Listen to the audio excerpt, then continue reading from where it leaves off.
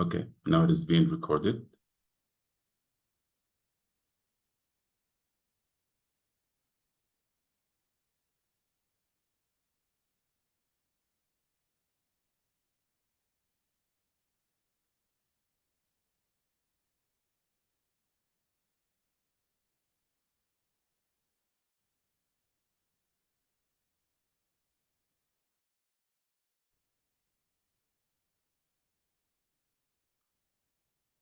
Hello, everyone. I think now we can already start. Thank you all for joining, and thank you for giving this portion of your time, of your valuable time, to join this event. It's the soft launching of Sudan SME Catalyser. It's a program that is funded by the German Corporation of International Cooperation, BMZ. It's funded by the Federal Ministry of Germany, BMZ through KfW, which is the German Development Bank, and implemented by AECF in partnership with 249Startups.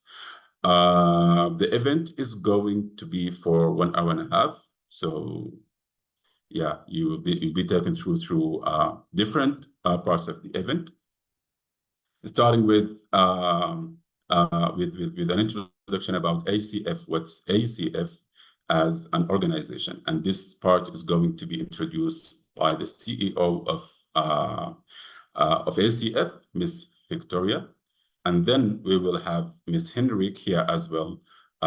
She's the project manager from KfW, and she's going to talk about the fund itself and the objectives of the fund. Then we will have Mr. Mu'taz Mohammed Noor from 249Startups. Mu'taz is going to talk about 249Startups as the partner of this implementing partner of this program, and give an overview about 249Startups. Then we will go to the technical part of the program, about, like, we talk about the eligibility for the program, the application process, and the selection process, and so on. And this part is going to be covered by Mr. Matt, who is the lead of Sudan SME Catalyser.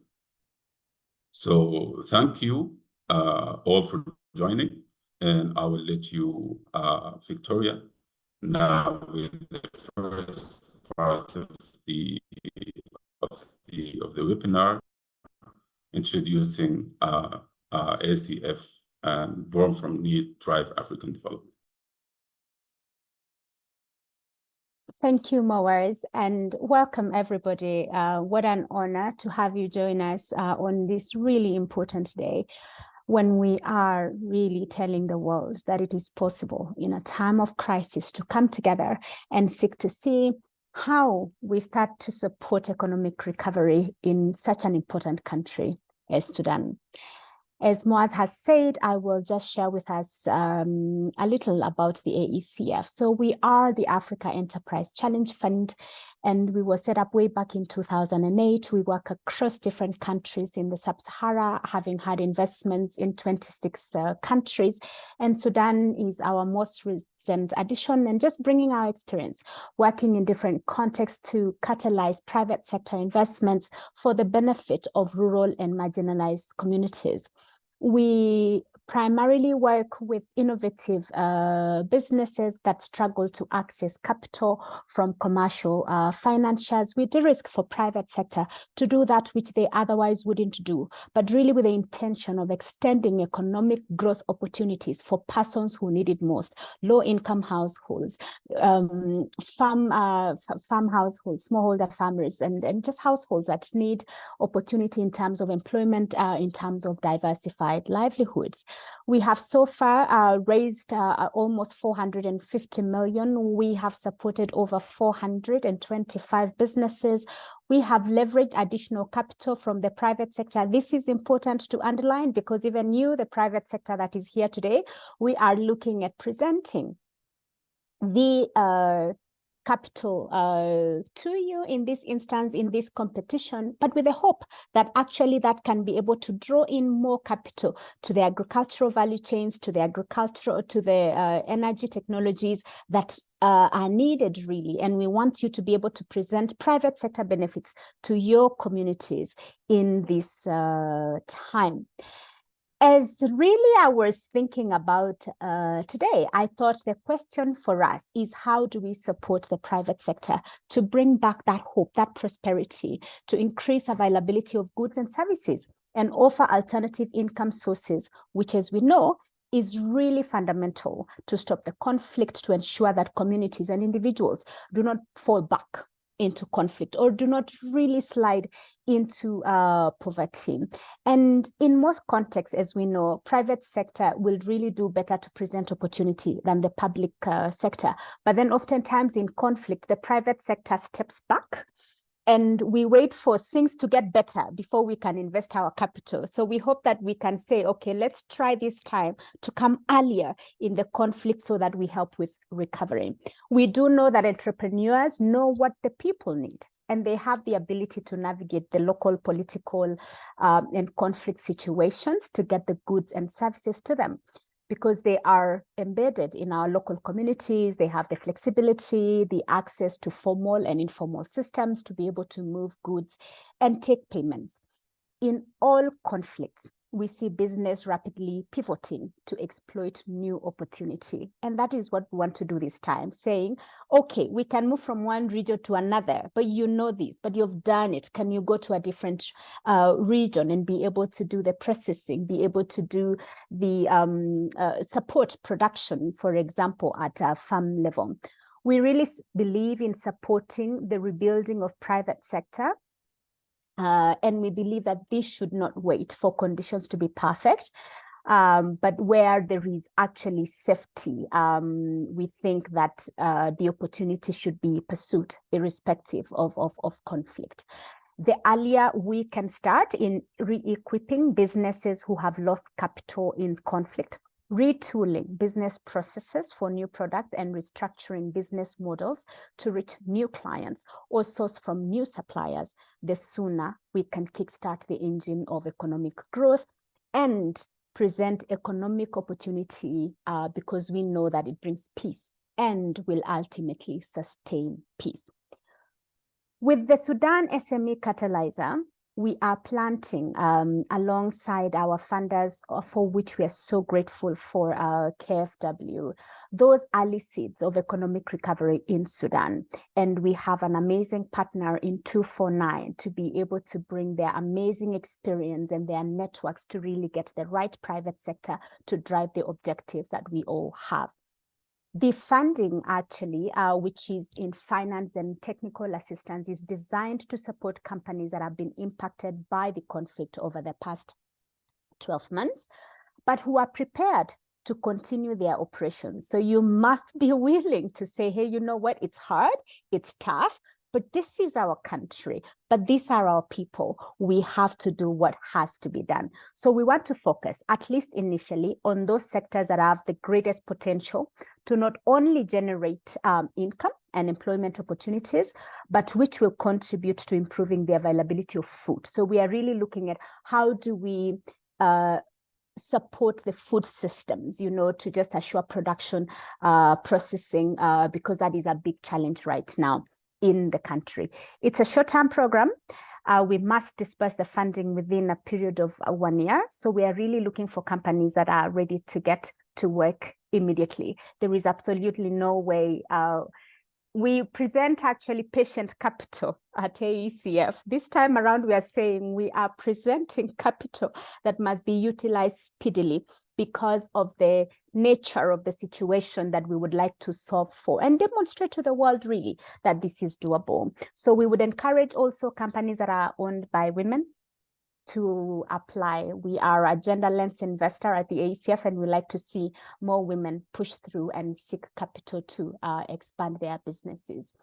If we can make this program a success, I believe we can not only benefit thousands of Sudanese, but we can show the world that there is a mechanism for getting the private sector up and running in very difficult circumstances. A lot of people challenge themselves around when should private sector come back, because capital is shy when there is too many risks. But we are telling the world, how about if we present the capital so that we can also minimize the risk or deterioration of a conflict situation? We know it will not be easy, but with your collaboration, with a team that we now have on board, as I've mentioned, our KFW, our AECF, and 249 Startup, we believe that we have the right skill set, the right competency, and the right passion, the right heart to be able to drive this. And we are looking forward to the private sector that really genuinely believes in business and the place of business in presenting opportunity to come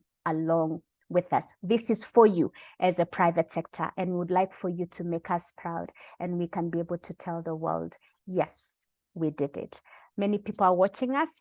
Let us not disappoint them. Welcome to this webinar, and we look forward to engaging with you not only today, and the team is here to answer as many questions as you have, but beyond today, because we need you to make the application and we need you to work with us to make this succeed.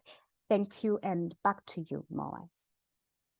Thank you so much. Thank you so much, Victoria, for this amazing introduction and this overview of how the program is targeting the private sector in Sudan, and how is it going to bring, if it was done perfectly, it's going to bring peace and maybe prosperity for Sudan, hopefully. I will give the mic for Ms.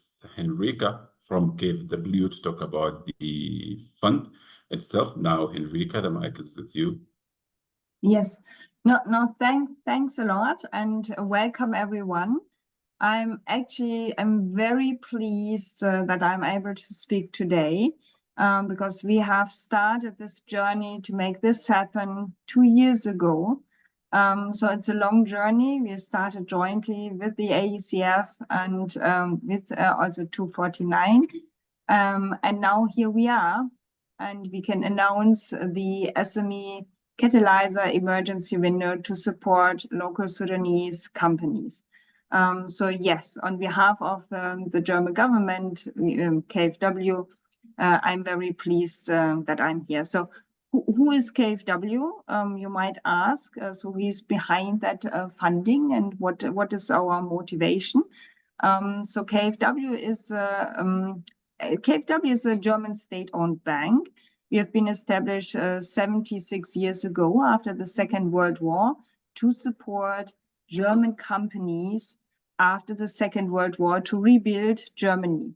So there is a long history and long motivation to support small and medium-sized companies in the beginning in Germany, but then as well, after a couple of years, also going international. So we are supporting local companies in various countries worldwide since a lot of years.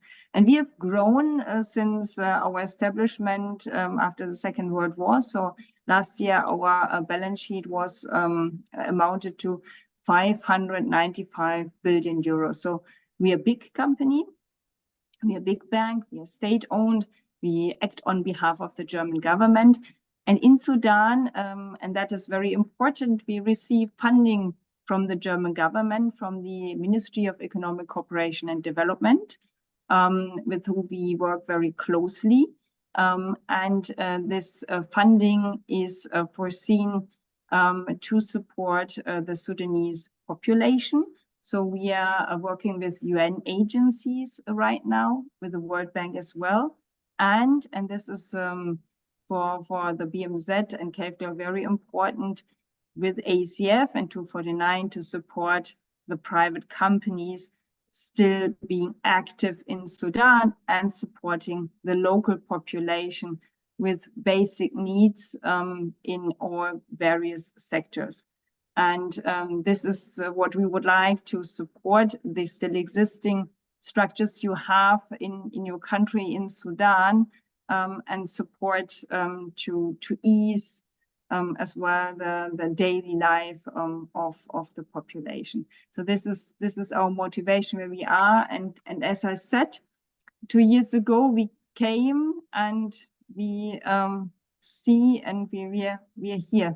But as Victoria as well said, it's not only us. I mean, money is not all. It has to be, filled with life, and that is where we need you all to make it happen. The SME Catalyser emergency window in the beginning. Yes. So I don't want to talk more. If you have questions to BMZ, to KfW as well, please, yeah, feel free to ask them in the chat or later on directly addressed to me. So with that, I hand over to Was again. Thank you. Thank you very much, Henrika. Henrika, if you have any question, please chat box. In the question part, you may see it in your screen. And also, like, we will have another session dedicated for any other questions and all the questions answered that are asked, you can find it in the site, africa.org. So now, this program, as we said in the beginning, is being implemented by AECF in partnership with 249Startups. In the next slide, we will have Mr. Mu'taz Mohammed Noor, the Managing Director of 249Startups, presenting 249Startups itself, and yeah, giving some information about the accelerator. So Mu'taz, the mic is yours. Thanks, Maz, and greetings, everyone. We're truly excited about today's event, and as Victoria and as Enrique mentioned, it's been a very long journey to reach this moment today. But also, we're truly fortunate that Sudan has true believers and supporters that are trying, despite all the challenges, to extend any possible support to the Sudanese people and to Sudanese businesses. And we're also honored as 249Startup to be selected as part of this great initiative to play a role in supporting its implementation. So for those who don't know who's 249Startup, it's basically a young organization in Sudan. We're calling ourselves an impact-driven organization that is passionate about developing the Sudanese private sector and extending any needed support to the Sudanese entrepreneurs, helping them growing their businesses and offering them both the non-financial support and access to the financial support. Throughout the years since our establishment, we were honored and trusted by different partners who were extending their support, and as a result of their support and their engagement, we were able to extend some of the support to thousands of entrepreneurs across Sudan and work extensively with more than 150 businesses, helping them in growing their businesses in Sudan and beyond Sudan. And today, as Muaz said, we will be playing a role in Sudan SME Catalyser, helping in achieving the program objectives. So going to the next slide, as our role will be in helping in the tenant fund competition management, starting from the communication part, but also helping the businesses trying to recruit and sourcing the right businesses and helping them in benefiting from the program support and helping in the process of the deal sourcing and the due diligence. In addition to that, our team and experts of network will be offering the needed pre-investment and pre-competition technical assistance. Matt later on will be talking about the process, but every business that is interested in joining or benefiting from the program support and the fund support will be having the opportunity to access a network of experts who will be helping them in defining or refining their business proposals, identifying certain needs until they're submitting their final requests and the final proposals for the investment committee so that they could get the maximum possible support. Adding to that, throughout the years of the implementation, we'll be looking and working on the portfolio monitoring and management, extending the needed support and offering any possible additional support for the selected businesses and SMEs. And as Victoria mentioned, it's a critical aspect to have private investors and private funds in order to ensure the sustainability of the funds. And we're very confident that Sudanese businesses, Sudanese private sector entities, and international VCs are genuinely interested in investing in Sudan, and they're seeing the opportunities there. So we're trying to use the public funds offered here as a catalyzer for additional private funds, reducing the risk and reducing the risk and the cost of the operation, and also trying to also share some of the and offer some of the needed support and resources to these businesses so that maybe directly or at a later stage, they would be linked to these private investors and they would grow in their journey in growing their businesses. And we all understand and know that there are like kind of handy challenges that are facing Sudanese businesses at the moment. But for sure, throughout the support of the program, we will be offering any needed operational support for those still operating in Sudan or even outside Sudan, trying to relocate and reestablish their businesses by offering them access to any needed support, like kind of name it be, for example, office spaces or any on-ground operational support these businesses would need so that they could take and benefit from this opportunity. And as I said, in the technical assistance that would be offered not only by 249 Startup team and network of expertise, but also with our network of technical partners from legal or audit firms or business development firms that would be able to extend any possible support to these people. And I think throughout the different years and since the outbreak of the war situation, people were like wondering, is it possible to still do business in Sudan? And we believe, yes, there are numerous challenges that are facing people. But despite those challenges, some people are able now to kind of extend some of the needed product and services to the Sudanese people still in Sudan. Yes, maybe more than 8 million moved outside the country, but still maybe 30 or 40 million people are still inside the country and they need support. They moved to safe states and now they are trying to relocate, reestablish their business. And there are resilient businesses that are trying to kind of move ahead despite all the challenges. So talking about the challenges and opportunities in the next slide, Maaz. So we'll be talking about like kind of looking into basically that this in Sudan operating now, it's a war situation. It's a conflict zone. Everyone is aware of that, unfortunately. And we're hoping that the situation would change soon. But despite that, we believe that all the businesses now are operating within Sudan. They're facing like kind of a number of challenges. And I would start with the challenges before the opportunities so that we end on a positive note. So basically, yes, businesses are facing different challenges, starting with the administrative and political obstacles, almost destroyed or fully destroyed infrastructure, lack of security, lack of access to anything, and for sure displacement of people, employees, and expertise. And basically that would as a result resulted in decreasing the productivity and increasing the cost of operation for all the businesses within Sudan. And for sure, this is also reducing the consumer confidence in buying and purchasing goods or investing in goods and also like kind of spending. But that as a situation is also coming and offering some opportunities for these businesses that are able to relocate or reestablish their businesses. So then, as it was not before possible, some of these businesses now have access to network of experts that are now available in these different safe states and that they could benefit from them. That markets, there's a room for growth and the room for offering the business and support services for these businesses. And there is a room for human capital development. And as now the German is offering, and also in addition to other donors who are currently extending support to Sudanese people, there is different and ample resources that is offering technical and financial assistance to the Sudanese people. And basically, as a result of that the fact that in the upcountry we're having like kind of lack of development, as a result of that also for businesses offer an opportunity for them to grow, to reestablish and regrow their businesses. We believe it's challenging, but despite all the challenges, and we're being like kind of inspired by those who were able to operate the past months since the outbreak of the situation, inspired by those role models who are fighting despite all the challenges.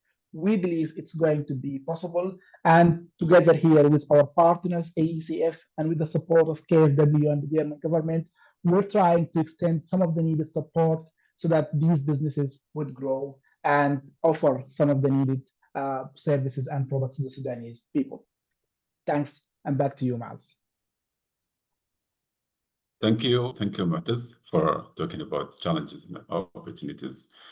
The challenges are actually very severe because of the war, and it's amazing that the fund has been customized to meet the current need of the private sector in Sudan as a response to the war of April 2023.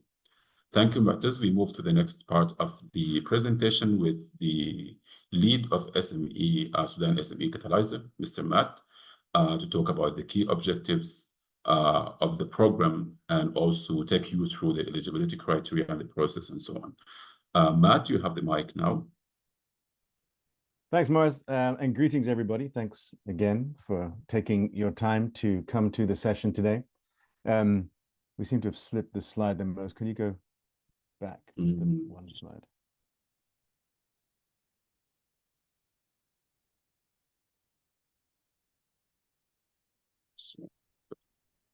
And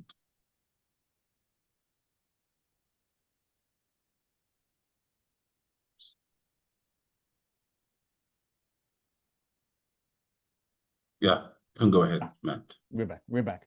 So as the previous speakers have said, the SME Catalyser is a concept that we've been developing for a couple of years, and we were actually at the point of hoping to launch it 12 months ago before the current wave of fighting started. And since then, we've been retooling and redesigning the Catalyser to have an emergency financing facility. So we're looking to provide short-term financing, so grant-based financing, to SMEs that are moving from areas that are directly affected by the conflict to these three areas of Kasala, Gaddaref, and Port Sudan, which are areas where there are less directly impacted by fighting. Of course, everywhere in Sudan is at least indirectly impacted, as well as supporting businesses that are already operating in these areas. So this isn't looking at only supporting those companies that are relocating, but also trying to put that investment finance into local businesses that have the potential to create income, to create employment, and to contribute to improving the food security situation. This is funding that does come from the German taxpayer, and it is, let's say, donor money. But I think it's very important that we look at this really as investment funding. AECF doesn't look at this as handouts. This is funding that we provide to businesses, so businesses are able to move on and scale up themselves. So we don't want you to think that this is somehow free money. There are always conditions and different operational challenges that are put into the contracts that we put out. So we want to make sure that the businesses that we focus on really look at these priority sectors of agriculture, food processing, anything along that chain, technology in the sense of how it's an enabler in that key sector of agriculture, as well as renewable and clean energy. And we want to be looking, and this is extremely important, at businesses that are scaling or scalable, but that are not connected to political and military structures.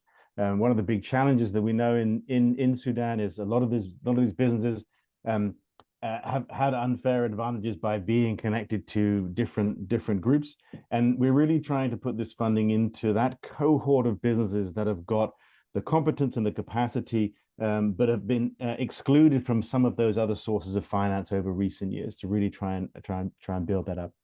And I think finally, as important as finance is technical assistance, right? So as Mu'taz was saying, a lot of the support that will be provided through the program will be advisory support. So helping businesses to find new markets, to find new suppliers, to change new production processes, and to help to sort of rebuild them and get them more investable. I mean, I think finally on this, we have funding here for this initial phase of the Catalyser. What we really want to do is raise a pipeline of lots of different ideas beyond those that we can fund right now, so that if future funding becomes available, then we'll have more businesses that will be able to draw into and to be able to finance. Morris, please. So this is the sort of getting towards the really interesting part of the presentation. Some of this we might have covered already earlier in the presentation, but essentially the duration of the Catalyser, or this phase, this emergency phase 1, is 18 months. So we'll be giving out 1-year contracts for a blend of matched grant finance and technical advice, right? So in your applications, we'll be asking you to set out project concepts, what you're trying to do and why you're trying to do it, and the funding and the technical assistance that you think that you will need.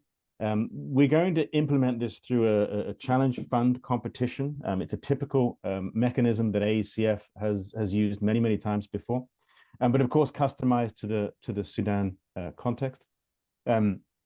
We will have two windows. So we are providing funding for smaller businesses. So businesses between that are looking to raise between 50 and 250,000 euro, and then also a component for larger businesses. And here you can put in applications of up to 750,000. The way that AECF works is that we don't provide, of course, all that money up front.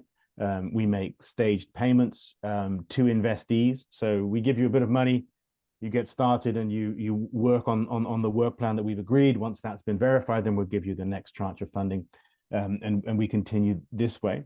It is a 1-year program, which is very short, especially compared to the programs that we normally invest in. So we will need ideas that are ready to go, that are very mature, and that can be mobilized very quickly. We can provide financing for both capital expenditure and working capital. And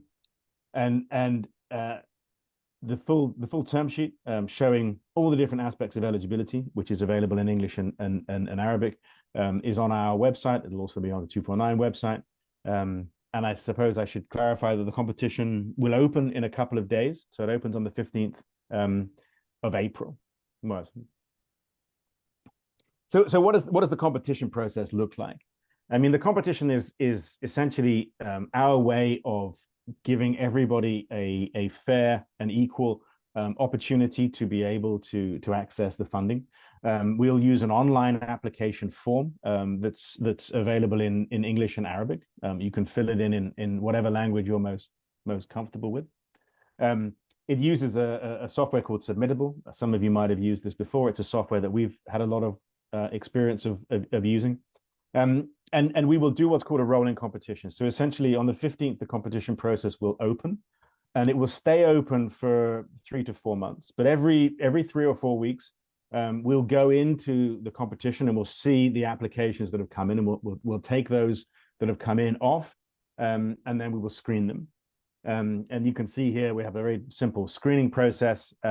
Those applications that are already good will move into the selection process, and that's essentially where we will prepare a business concept which will go to an investment committee. Those that are good but need more work will be offered technical assistance support by the 249 team to build the quality of that application, and then it can be resubmitted back into the rolling competition process and then be picked up during the next screening cycle. And then, of course, finally, applications that need an awful lot of work, we'll give you an outline of where we think the issues are, and then ask you to go and do more work on that. The point of this is that we realize that for many people this will be an iterative process. You won't be able to do this brilliantly the first time. So this approach gives you the opportunity to revise your application, to put it back into the selection process, and then have it reviewed again in the future to see if we can get to a position of being able to finance it. Like we said before, we have a target of 70 investments under this program, and we'll continue going even beyond that 70. I think one of the things that is very clear is that whilst there is funding available, having a vehicle, having a mechanism to get that money into Sudan is one of the big challenges. So if we can build a pipeline, then I think it's a lot easier for us to then go back out into that donor community to raise more capital to bring into subsequent phases of the program. So I would encourage you to get your applications in as soon as you can, but also be aware that this is a process that we hope will continue even beyond this first phase into many other phases. So if you're not successful in this first phase, don't lose heart. We are busy trying to raise additional funding so we can do subsequent rounds of financing in the future. So one of the key things that we'll need to be doing during all this process is an enhanced due diligence. Of course, all these applications are subjected to a lot of rigor to understand really the validity of the business model that's being proposed, the costs that are being attributed to it, and to really make sure we've got a good understanding of who really is behind that business. As I'm sure you appreciate, making sure that we don't fund the wrong people is a very important part of the implementation of this process. The selection process itself, all the preparatory work will be done in Sudan, a lot of the due diligence work, preparation of investment memos, and then that information gets taken out of Sudan and put into an investment selection committee in Nairobi, in our headquarters. And from that point, we will be making those investment decisions. So the investment decisions aren't being made in Sudan, they're being made out in Nairobi. We can have funding that goes to businesses in Sudan, and we'll be funding those directly. In some instances, for example, if you wanted to buy supplies from outside of Sudan, then we can make those payments direct, which will facilitate, I think, the whole procurement process. And then our teams with 249, with Moaz and with some other staff that we have that work directly for AECF, will be able to provide a lot of that program monitoring, so we can make sure that we can follow how those different projects are going. Moaz, please. So just to sort of try and preempt some of the questions that might be coming in, we recognize that it's a war zone. We recognize that a lot of people have moved from some parts of Sudan to others. And things like getting hold of information or documentation in support of your application could be difficult, could be time consuming, could be costly. So we're only going to be asking you for basic information, but we will need to have a robust understanding of the things that you are telling us. So we will also have to look at some of these things perhaps on a case-by-case basis if certain documents are physically unavailable. We also know that in Sudan, a lot of companies don't formally register, or they don't formally register when they start. And that will impact on things like, we want businesses to be around for at least 2 years. Your business might have been around for a lot longer, but you never got registered. So again, this is a thing that it's an important context issue, and so we're very happy to take this into consideration during the application process. But again, we need to be very clear that what you're telling us is backed up by solid evidence. We also know that internet access is poor and difficult. The 249 teams will have offices in each of the three areas where we're going to be operating, and they'll be able to provide you with support in terms of being able to physically upload your application if you can't do that yourself. There have been some questions, I think, already in the chat around other geographies. These three areas are the first three that we're looking at. Of course, as more funding becomes available, we want to look at other geographies. There is always a minimum viable functionality. So we can't implement this kind of project where there is active direct conflict. But there are other parts of Sudan also that are sort of free of direct conflict. And we'd certainly be considering future rounds there. So if you are from one of those areas, then whilst you won't be eligible to apply under this particular window, feel free to let us know, and we can start to craft a funding approach for the regions that you are operating in. We also recognize that lots of entrepreneurs, especially, are not in Sudan, but maybe thinking about or wanting to come back. And so you can apply from outside of Sudan, but it must be a Sudanese business. And the expenses must be occurred in Sudan. So we're not going to be paying for salaries of people in Egypt, for example. And then finally, I think, at least for this slide, we will have a more detailed session on the 18th of April, where we will take you through the application form question by question, which will give you an opportunity to see the kind of detail that we're expecting, and how you should be filling in the application form.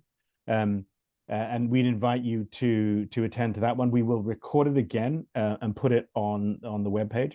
Any of the questions that you ask us now, or you can email us directly. We will also have a Q&A on the website to be able to answer those questions for you in a transparent manner. Maurice, please. I think the last slide. So now just you know, no plan survives first contact, right? So this is the plan for our engagement. Obviously, we're launching today. The competition opens in a couple of days. We want within a month to be doing that first screening of that first cohort of applicants, so that we can start due diligence in May or June of those first companies, right? Every 3 or 4 weeks, depending on the volume of applications that we get through, we'll do another screening round to get another cohort of applicants. And we want to be having our initial disbursements by mid-year. It's very fast for this kind of implementation, but simply given the scale of the funding and the timelines that we're working with, we need to be really full on to getting those applications through reviewed, due diligence, through a selection process, and then finally to disbursements.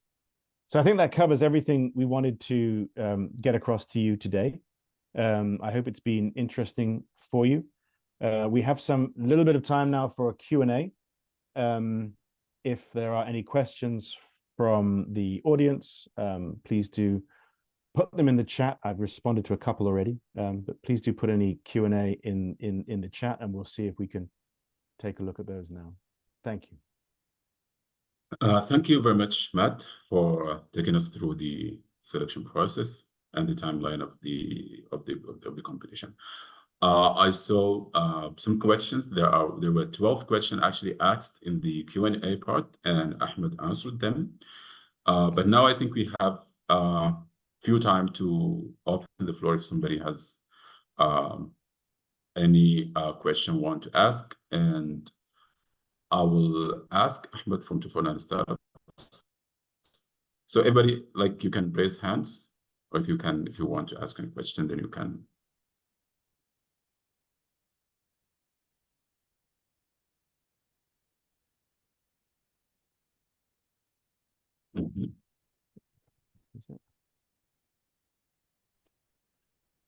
Yes, welcome, Amal. Yeah.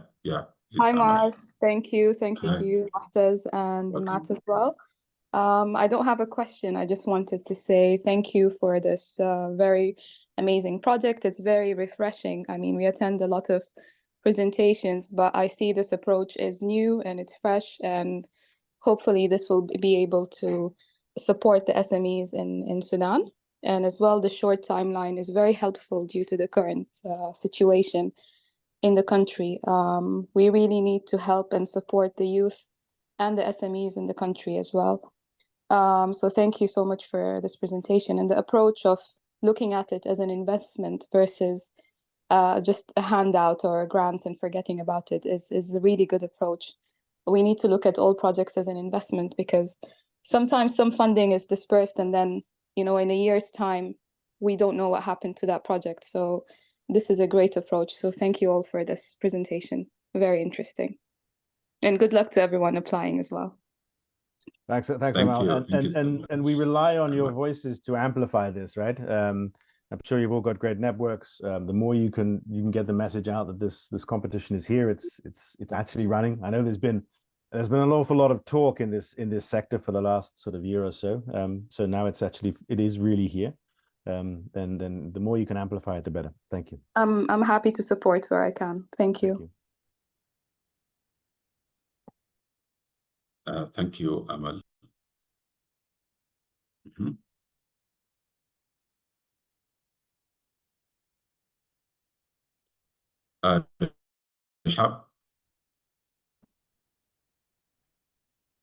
Hi everyone. Thank you very much for the opportunity. It's been a great session and a great opportunity for everyone that would like to help our country and to help our society and to help all the entrepreneurs, all the businesses when they got affected by the war. And as one of the venture capitals, I come from Intuitive Ventures, and we work in the whole Middle East, Europe, US, and African region, and with operation in many countries in the East African and Middle East. We will also be very happy to work with 249 and with the program itself to support them in getting through to these opportunities, as we are having many people that approaches us for investment, and they're looking really to work in Sudan, and they came out of the war zone. At the same time, I have a question regarding the what do you call them, the SACCOs, whom they are the saving and the cooperatives out of Sudan. Many of those unions, they've been related to few government sectors, but at the end, they are an independent bodies. And at the same time, they can play a big role into generating new employment opportunities, raising lots of help to hold the societies, farming and alike, or so on. They can really help in generating lots of opportunities. So for those SACCOs, and if they are available in Sudan, are they also will be eligible? What is the criteria to come in that program? As we have a good grip on few SACCOs here, and they have a good opportunity on that.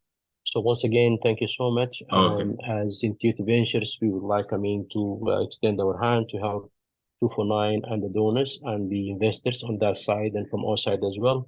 We can work along thank you so much. to support and to the program. Yeah, thank you. Thank you, Rehab. So I think you can jump here. I jump in. No, Rehab, thanks for that. And I agree. Cooperatives do offer also another alternative route into achieving the same sort of broader objectives that we're looking to achieve. So this is very much an SME focused intervention, but there's no reason why it couldn't evolve to include sort of other cooperatives under future rounds. So it's certainly a thing that we are already thinking about. And as we build that out, then we'll be in touch with you, I'm sure, to get perspectives and other sorts of inputs on that one. Thank you. If I may just quickly add to that, I think also we're relying on you, Rehab, and all the other private sector leaders in Sudan and venture capital firms to kind of also show the international community that the Sudanese private sector is taking the lead on developing and growing our companies. So basically, yes, they are extending some support here, but I think, and we believe that, and I could speak on behalf of all the team here, that we believe the crucial role and the more important role is the role of the private investors and the role of the private sector companies to take the lead there and to develop our country. So as Amal said, and as you said, and also those who are present here from the different leading private sector entities and investments, we're looking forward to have you on board, and we're looking forward to have your matching fund and to have established a strong relationship between the fund and your entities. Thank you, Matis. So Mohammed Al-Haj, now you are unmuted. You can ask a question. Thank you, Muaz. Hello, everyone. My name is Mohammed Al-Haj, Managing Director of Ter Energy. Firstly, I would like to thank the AECF and KFW. I think this is a very, very important initiative coming at a really critical stage for Sudan. And I'm very optimistic, inshallah, especially with your partnership with 249Startups, that this will be a transformative impact for the private sector. I have a question for Matt about the, it's a simple question really. What is the ideal profile of the investees that you're looking for in this program? And the reason for asking is because the ideas that can be pitched can come in many different forms, right? It could be, for example, a lot of ideas looking at specific humanitarian interventions, or it could be ideas that are maybe innovative, but not necessarily related to the conflict happening in Sudan. So is there any preference that you guys are looking for, any profile that would be the most competitive or the most appealing for companies that are applying? Yeah, hi Mohammed. I hope you're well. Yeah, I mean, we want to be looking at businesses that have the opportunity to provide employment and income generation. So something that is going to link, for example, maybe food processing, something downstream like that. Someone who's got either, it doesn't have to necessarily be, innovation is very context specific. So it needs to be someone has an idea or a business that is going to be clearly making a positive contribution to those employment, income, and food availability, so improved resilience for the population. It could be also in renewable clean energy technologies. So we would expect to see a number of different things around solar power, that kind of stuff. But essentially, it's companies that are going to be helping us to get that agriculture sector back up and running, principally, but also around clean energy, but things that are ready to go. So in that sense, funding, testing or pilots and that sort of thing is not so attractive for us. But it still could be interesting, right? If we could see that there's a route out in the near term that to generate benefit. But the ideal business is one that's has a sort of a plug and play solution and is ready to go. It just needs that financing. And I think that's why we really like these businesses that are moving from other areas, because they have a business and a business model. It just might need a bit of tweaking and some financing, and then it's ready to go. I hope that was clear enough. Thank you so much, Matt. And maybe really to emphasize, Mohammed, that we are not funding startups. So you may even have the brilliant idea completely, and it is kind of like ready to go to market, but you've not had an experience of running a business before, right?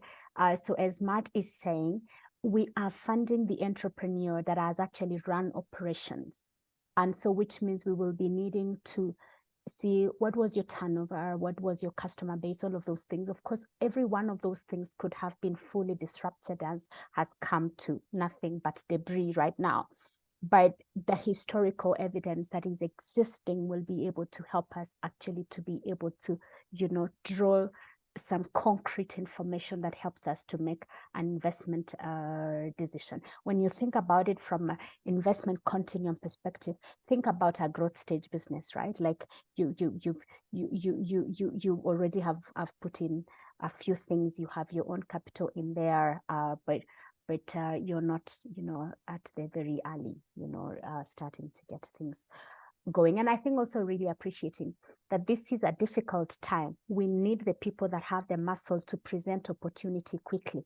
We don't have the time to learn. We will hopefully get, other funding for innovation when things are stable. Right now, we need services and goods out. And so we don't have the patience for the entrepreneur. Okay.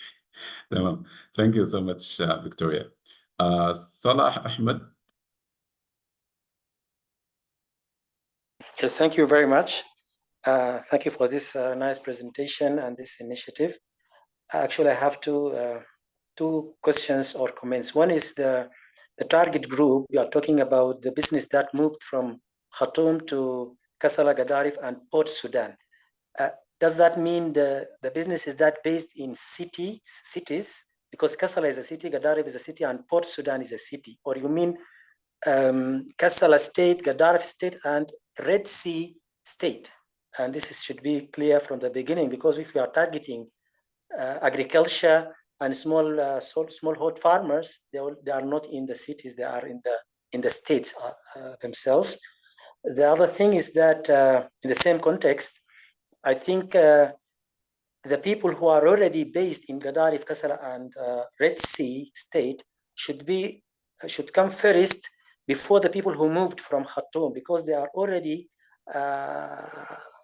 less prioritized in the policies before the war, the people of Kassala state, Gadarif state, and Red Sea state, and they might have more stable presence in their places. They have access to land in their places where they can move on in capitalize or scale up their business.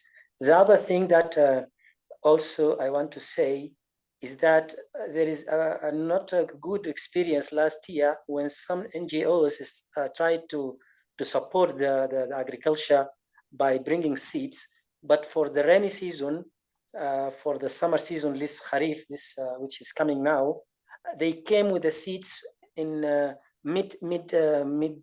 mid-August, as a farmer, I know that my decision to go to the field and prepare the land, it starts in May. I know exactly what the area I'm going to plant this year, according to what I have of the finance, what machines I have, what seeds I have. But if you come and bring me the seeds by July, I will not find myself ready to go there. So I will consume the seeds or sell it in the market for food. Now, Sudan is facing a famine, and there is many reports about that. So if we are going to support some smallhold farmers, we have to be very quick. We have to make the decision on who are going to receive this fund or this finance before the beginning of June, so they can make the right decisions and calculate their work sometime before that. Thank you very much. Thank you. Yeah. So for the first question, I can answer this. It's targeting the states, not the cities only. And for the second point, you need just to align with it, or to find a way to meet with the timeline of the project, because the project is already kicked off today. So the agriculture doesn't mean only farming. It can be like different things. Even animal production can be part of the agriculture border meaning. So Matt, if you want to add on this. Yeah. So in terms of NGOs turning up with the wrong things at the wrong time, yeah, totally. That's why we don't work with them. So I mean, AECF is a non-profit organization, but we're not an NGO in the sense that we're going to turn up with four-wheel drive trucks and bags of seed on the back. I mean, that's why we put money into the private sector, people like you, because you know, right? You know what you need when you need it and how to get it, right? So I think that's clear. In terms of companies that have moved in rather than over indigenous companies, for us, we just consider them both to be eligible, and then we'll pick the best businesses. Yes, we would recognize within that perhaps people that are moving in, they might have more experience of applying for this kind of thing, and that's why we provide that technical assistance to help people with their applications if they need to. But we're not at this point looking at sort of allocating sort of certain amounts of the budget to one kind of person and certain to other. If you're one or the other, you're eligible. Now come give us your best ideas and we'll fund the best. Thanks. Thank you. So basically, it's structured in the form of I think it's important to note that point, Maaz. So basically, it's a challenge fund, Mr. Salah. And the fact being structured, a challenge fund is mean it's a competition. If we got 10 applications, people will assess the 10 applications and then select among them who's the best candidate that would be able to kind of address the needed needs in the market and also create the needed impact. And we're 100% acknowledging also the importance of like kind of inclusion and making sure that everyone is taking part. And that is going to be the role of the teams on ground. That's why in all the states we'll have on ground teams, and they will try as possible to the level best is basically to reach even people in rural areas and to engage with local communities. And then also more importantly, to build a network between these businesses who are relocating and then those businesses who are already established there, so that they could form some sort of partnership in addressing some of the market gaps and needs on ground. Thank you, Matthias. We have Mr. Mehdi Amin here. Mehdi Amin, welcome, and thank you for joining.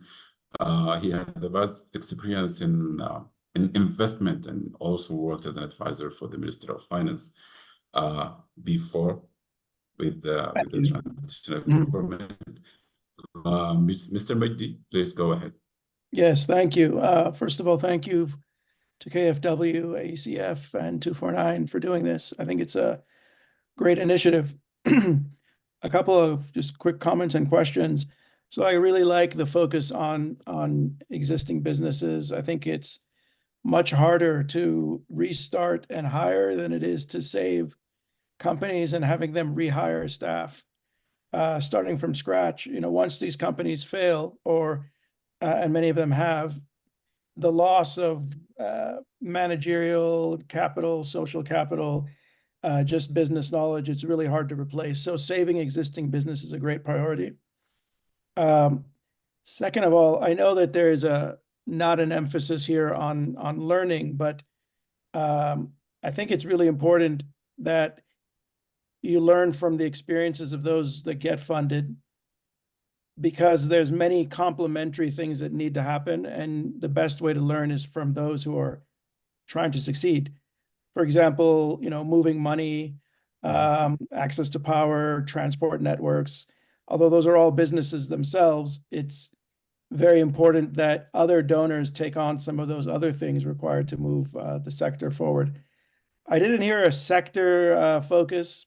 I heard a few themes like food, but it'd be useful to know also if there are priorities there.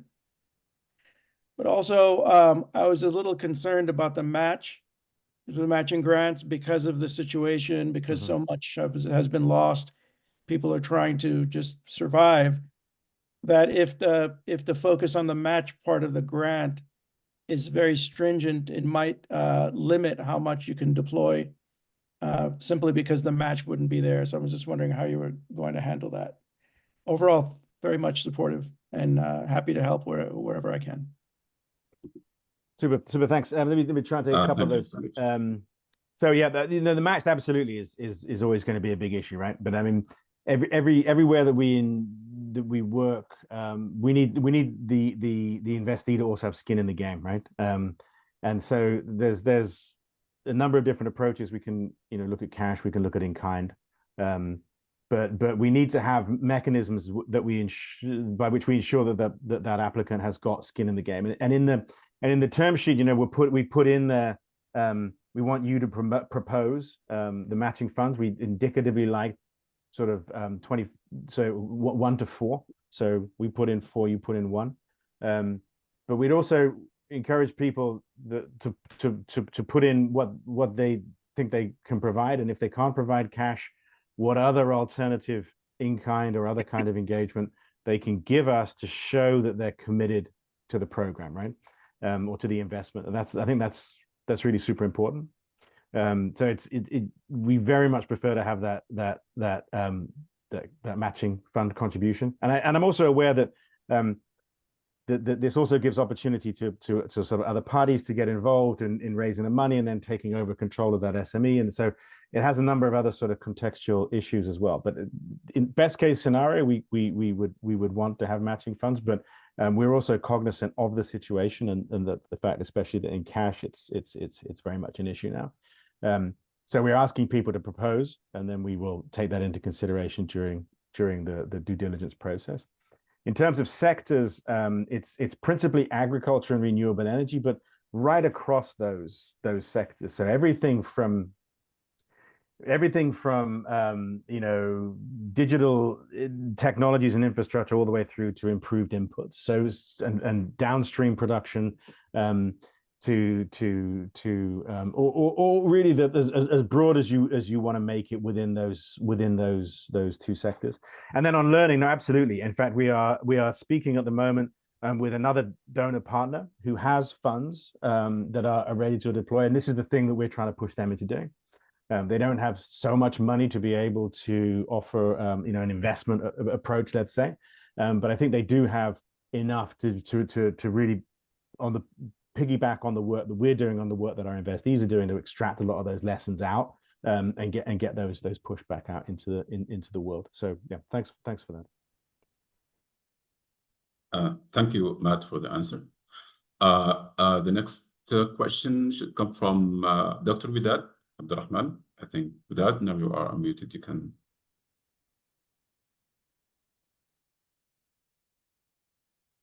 Oops.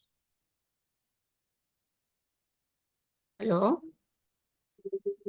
Hello, Widad. Hello. Yeah, we can. Yeah. Yes, we can hear you, Widad. Yeah. Yeah, it's to express great appreciation for this initiative, which just has come at the right time when we need to support SMEs so that they support our broken communities due to the war. My first question is that due to the war, this funding opportunity works in a very high level of uncertainty and risks. So is there any plan or strategy to help these entrepreneurs in the means and ways to face the risks that are around the projects or their businesses. Especially if I think of female entrepreneurs, and this is where I'm really concerned, because many of them, according to research that I'm engaged in, many of them at the right moment now are very much not capable of understanding many of the theoretical components of the business function, although many of them have been practicing business for a while in Sudan before the war, and now they are scattered in different places. Many of them are really willing to come back to Sudan and operate their businesses as they used to do, but the different level of risk may be a factor that makes them hesitant. So how can we assure such ladies to come and start their businesses based on their previous experience? Thank you. Thank you. Dr. Moaz, can I take that one? Yes, please, Victoria. Yeah, I take that one more because, and thank you, Widad. Hope I'm pronouncing your name right. I really think that the other reason why we work with the private sector is because we trust them to also be able to be more risk aware, and they know what actually is disruptive to their business. And so we work hand in hand together. For us on the project side, we've already thought about risk mitigation mechanisms as far as funding is concerned. One of the ones, for example, is us partnering with 249, right? Like say we know that they know the ground, they understand the entrepreneurial ecosystem and all of that. But there is, of course, the things relating to support for women entrepreneurs, the pre-investment technical assistance, for example, is being made available to be able to help them to structure their application, to be able to put together content in a way that actually will meet the demands of the sophisticated investment committee member who is on the other side. So there is the support services that will be available.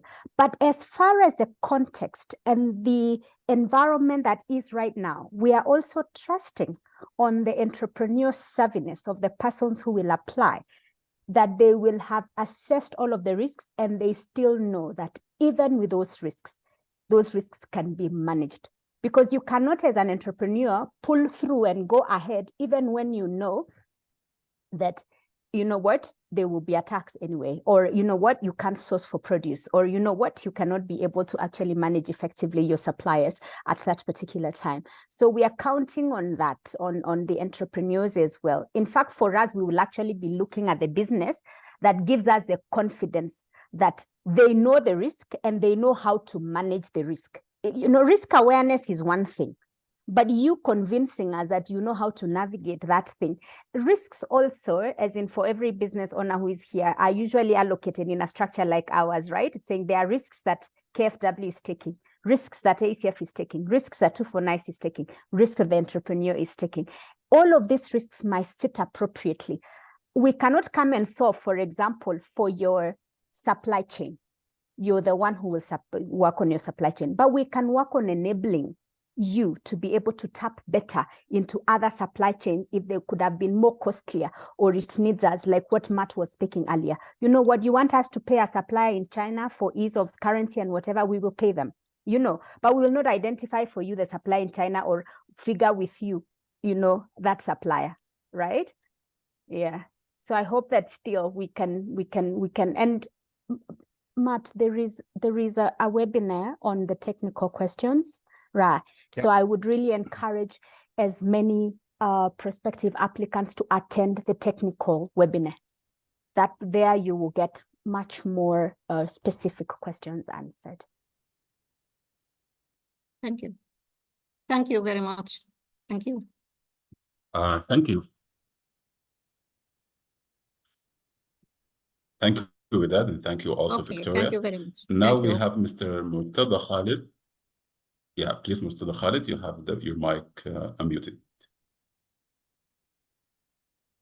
Oops.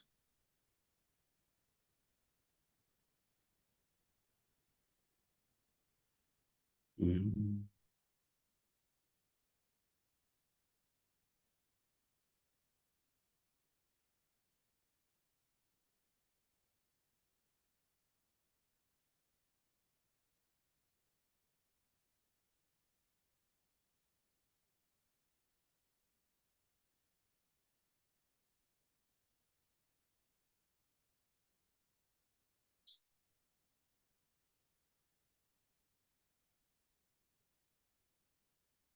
Murtada, I think, I don't know why you trying to unmute you.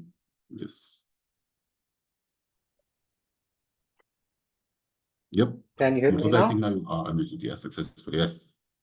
Yeah, Yeah, we can can you hear hear me you. well? Okay.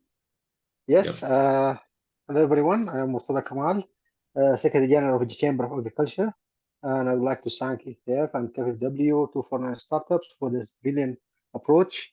And really, this was really needed in the current situation by supporting the private sector to reestablish their business, especially in the food security, agriculture, and livestock. I think this is maybe now also I'm a consultant for a similar project.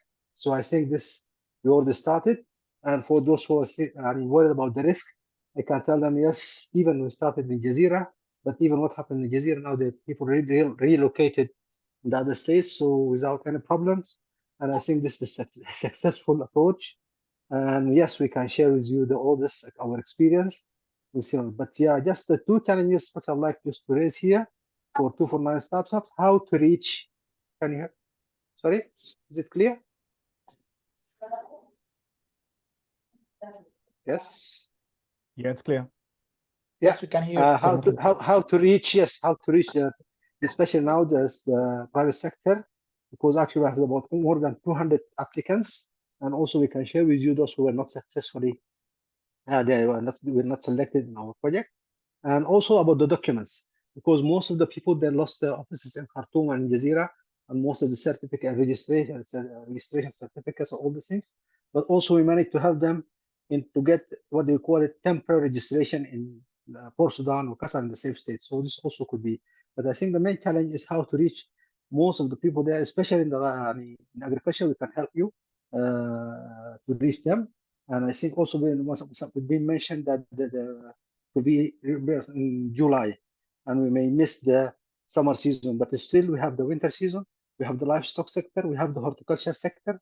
All of this can make benefit from this fund. I mean, so this is my just as a comment, and I think this year great hand with you, and this is for sure it's a great opportunity, and the success factors is already there. I think 249Startups with your connection and network, you can make it successful. Thank you very much. Over. Thank you, Dr. Murtada. I think we're definitely relying on you on reaching to the people and the right people in the agricultural sector specifically, and especially also the animal production sector. I think this is a continuation to the efforts that you're currently doing, and I think the project would learn a lot and benefit a lot from your inputs and the support you will offer. So we'll have further conversation, detailed conversation for sure to take this forward. Thank you, Mu'taz, and thank you, Mr. Murtada. Iman Hassan, I think now you are unmuted.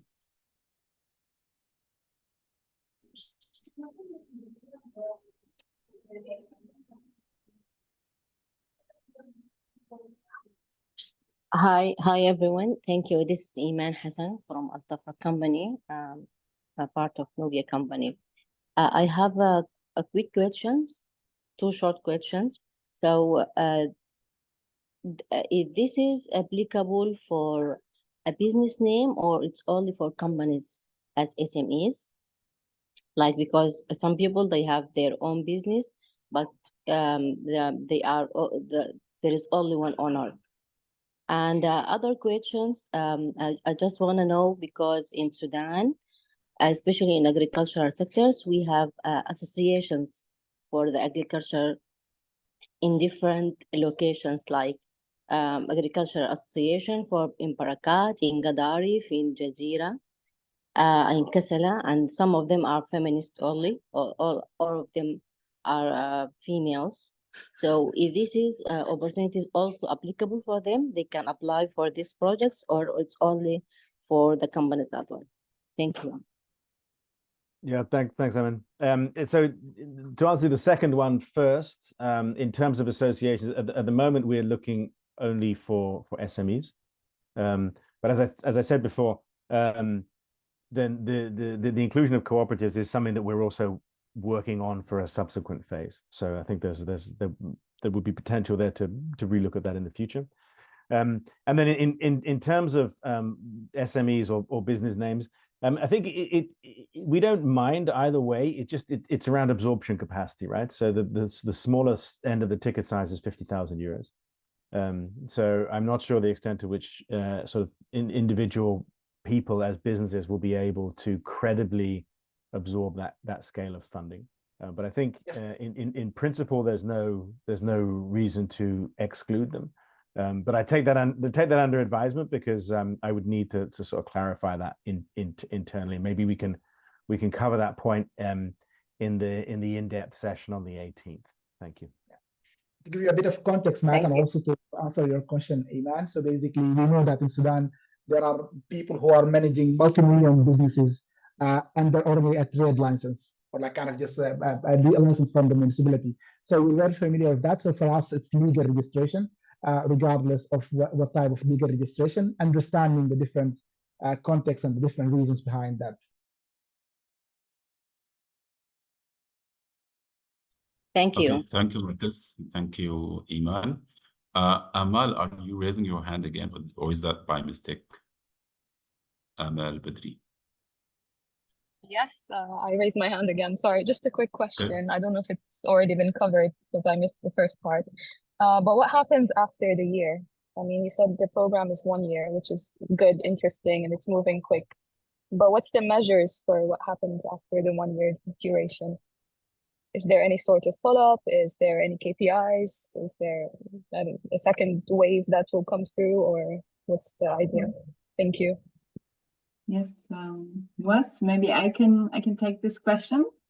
I think, yes, please go ahead. I think yes, KFW is best positioned to answer that. Now, Amina, thanks a lot for that question.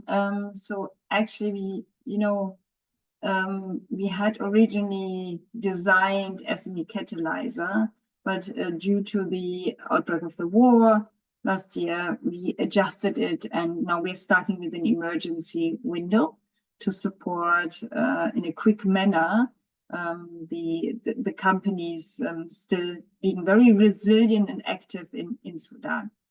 However, we have several options, and we discussed it with our German government.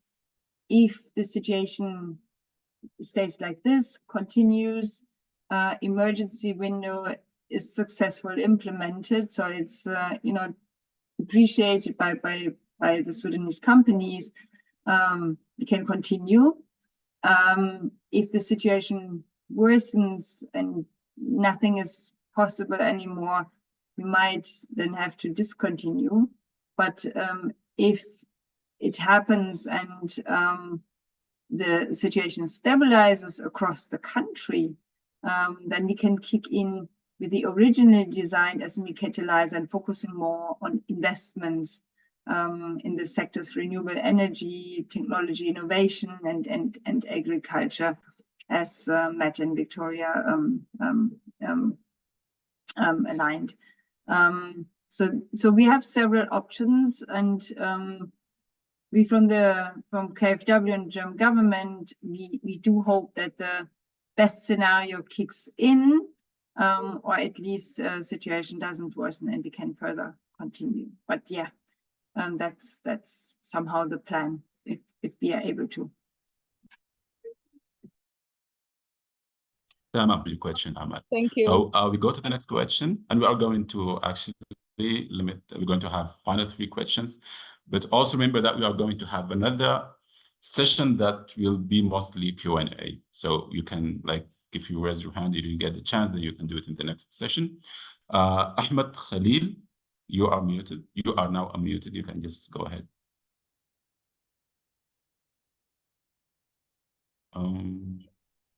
Yes. Hello? Hello, Ahmed. Yes, please go ahead. Hello, hi. First of all, thank you for the opportunity and the great session introducing the fund.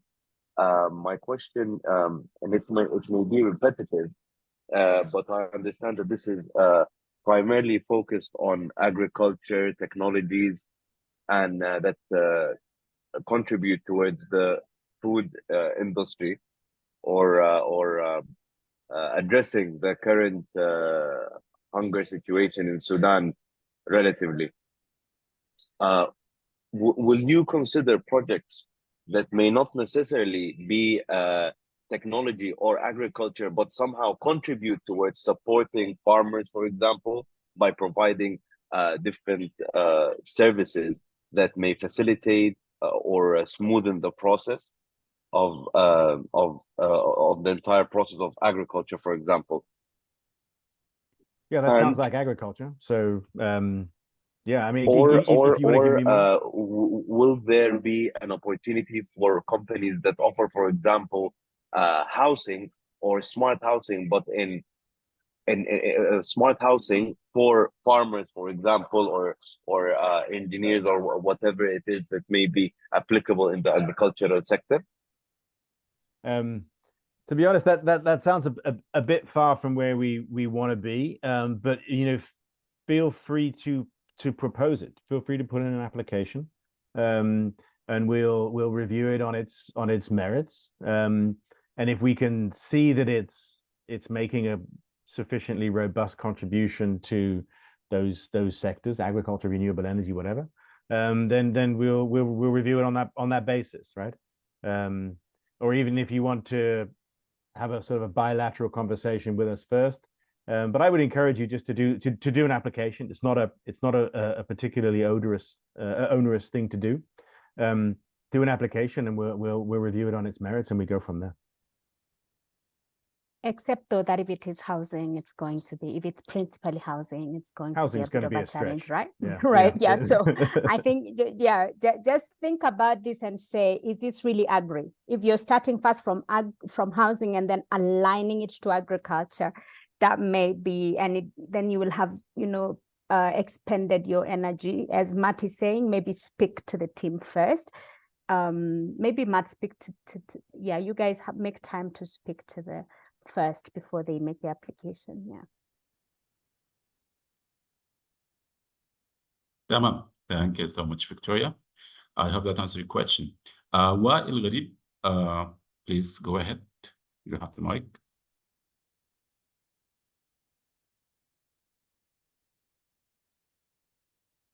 Hello, everyone. Actually, we're in like a wooden business. I'm asking if there's like because we use like a wooden it's like related to agriculture. So would it be applicable if we like use sustainable forestry, like will be possible? Thank you.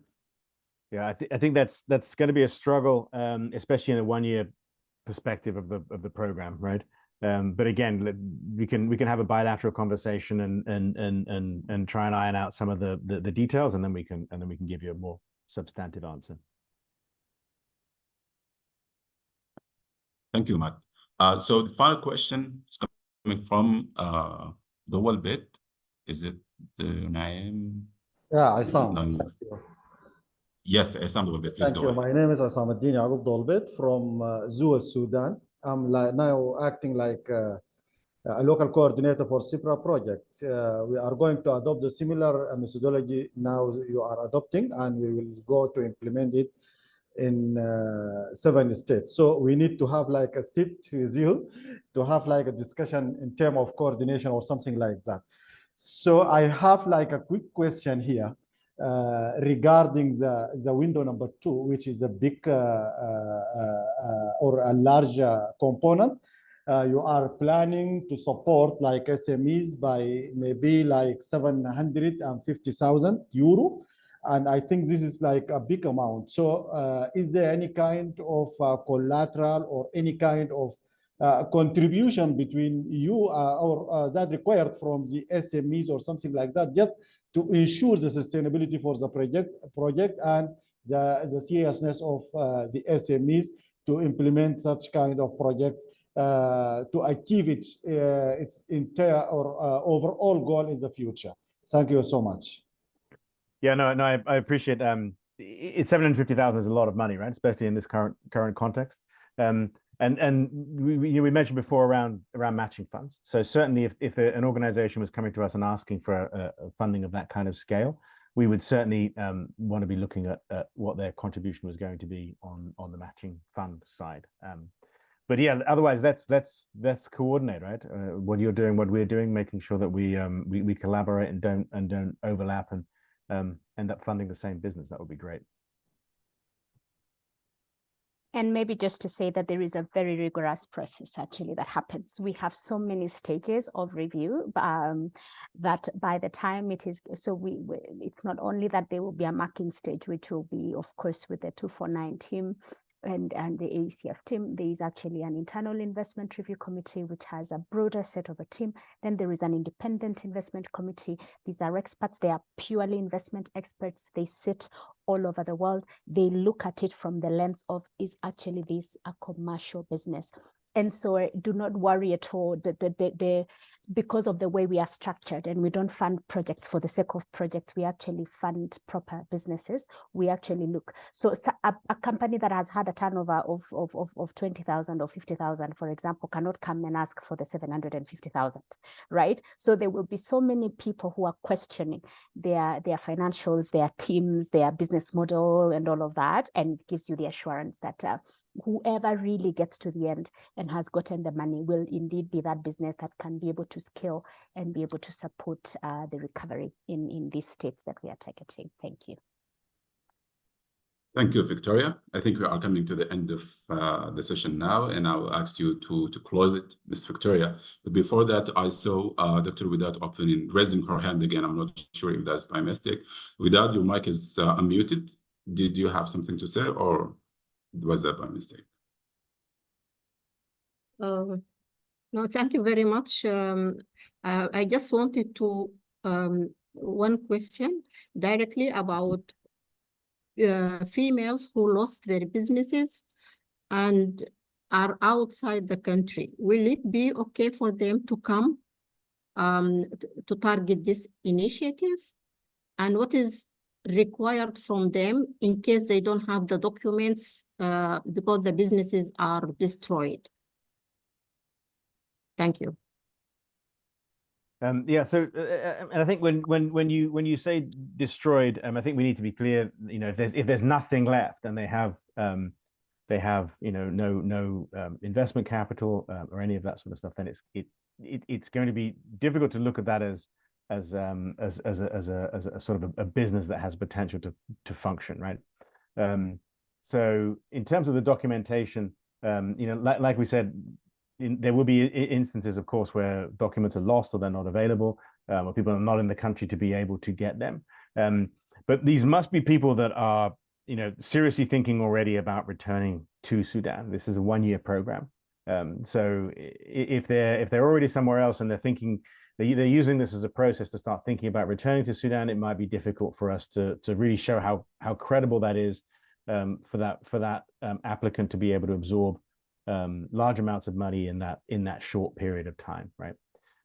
So I think it would be we'd look at it on a case-by-case basis. I mean, we can reach out and have a bilateral conversation with you on some of those more specifics, or we can cover it on the 18th to try and get into some more of those specific examples of what would be really practical. But I think the underlying issue is there a business in which we can invest in, right? Even if it's not in Sudan at the moment, or it's mothballed or whatever, but is there a business that can be up and running in a very short period of time back in Sudan? And if the answer is yes, then absolutely it's something that we would be looking at. Thank you so much, Matt. I think that was clear. And with this, we would like to thank you all on behalf of AECF for attending this session and for being patient for 1 hour and a half. Victoria, I will hand the mic for you to give the closing remark, and then, yeah, we're good to go to enjoy the rest of the day.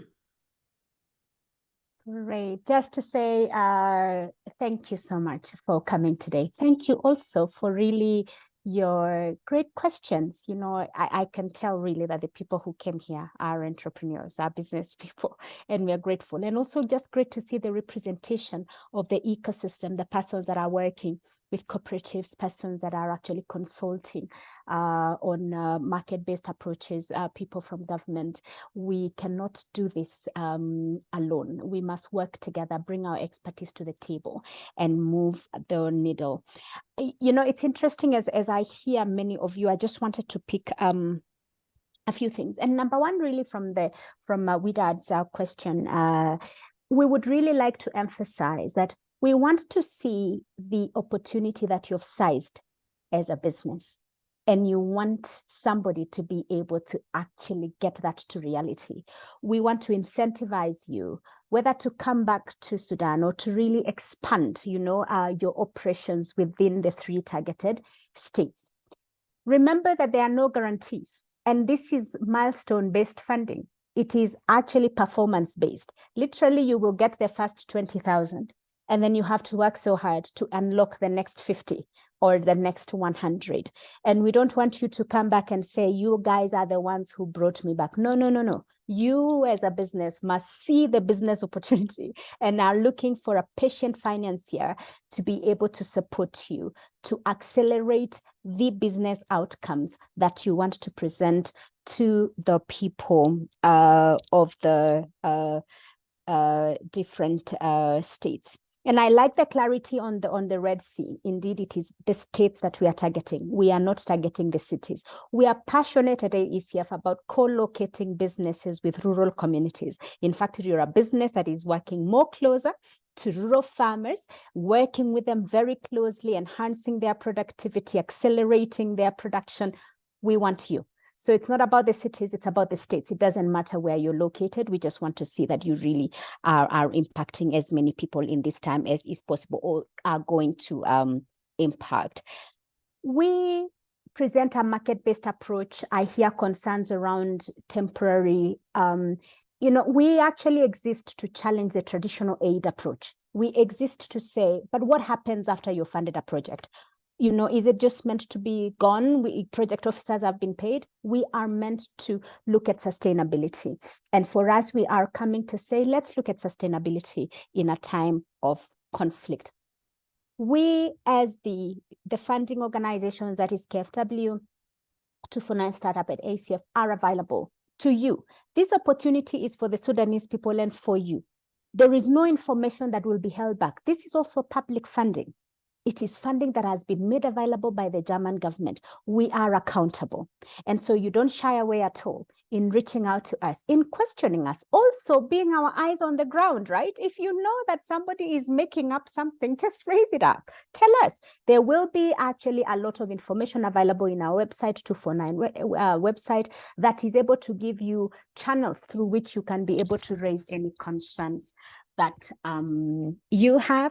We look forward to partnering with you. Thank you again for making time for today. And as the competition opens on the 15th, we welcome you to spread the word far wide to the deserving businesses and entrepreneurs.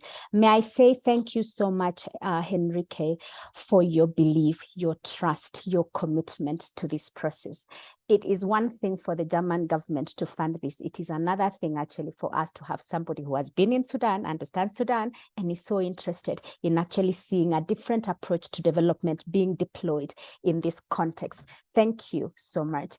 Thank you so much, Mutaz.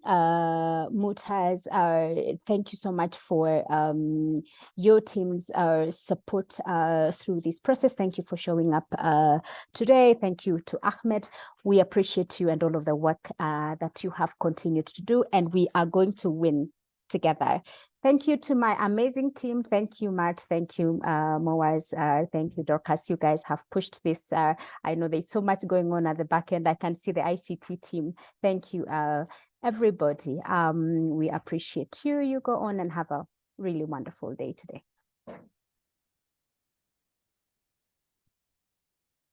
Thank you, everyone. Thank you.